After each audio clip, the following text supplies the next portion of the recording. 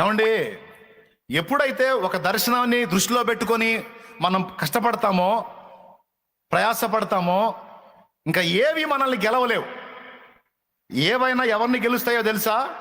ఏ దర్శనం లేనోడిని, ఏ గురి గమ్యం లేనోడిని, ఏ భారం లేనోడిని, ఏ ఛాలెంజ్ తీసుకోనోడిని లోకం ఆటాడుకుంటుంది, ఆకర్షణలు ఆటాడుకుంటాయి. పిచ్చుకొక్క తిరిగినట్టు తిరుగుతుంటాడు, అటు పడితే అటు, ఇటు పడితే ఇటు. గురి లేని బతుకులు ఏముంది? ఒక దర్శనం లేని జీవితాలు ఏముంది?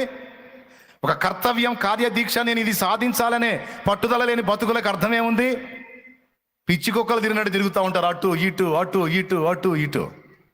చివరికి శూన్యంగా మిగిలిపోతారు. ఎంతమందికి అర్థమవుతుంది నేను చెప్పేది?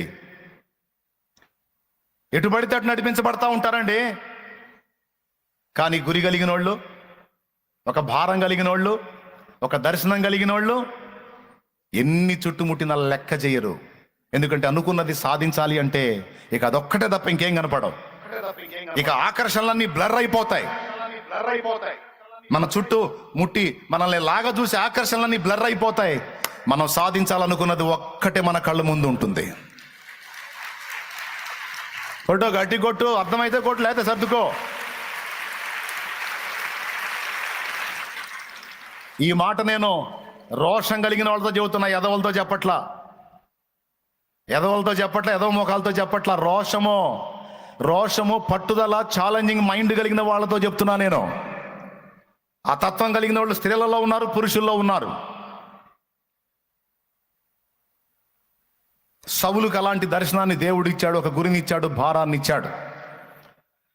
ఆ దర్శనం తన కళ్ళ ముందు పెట్టుకున్నాడు గనుక, ఆ గురిని తన కళ్ళ ముందు పెట్టుకున్నాడు గనక, దాన్ని ఎట్లనైనా రీచ్ అవ్వాలనేటువంటి రోషాన్ని కలిగి ఉన్నాడు గనక, ఆకలి దప్పులు సౌలుని కృంగదీయలేకపోయినాయి, వస్త్రహీనత సౌలుని కృంగదీయలేకపోయింది, వ్యాధి బాధలు సౌలుని ఆపలేకపోయినాయి, రకరకాల శారీర ఇచ్చలు సౌలుని కట్టడి చేయలేకపోయినాయి. సౌలు ఒక గోల్, ఒక గురిని ఏర్పరచుకున్నాడు.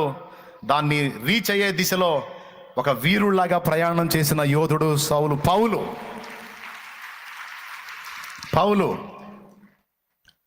ఈరోజు ఈ మాటల్ని దేవుడు మన ముందు ఎందుకు తీసుకొచ్చి పెట్టాడంటే, గురి లేని జీవితాలు, విలువ లేని జీవితాలు, గురి లేని బ్రతుకులు, అర్థం లేని బ్రతుకులు.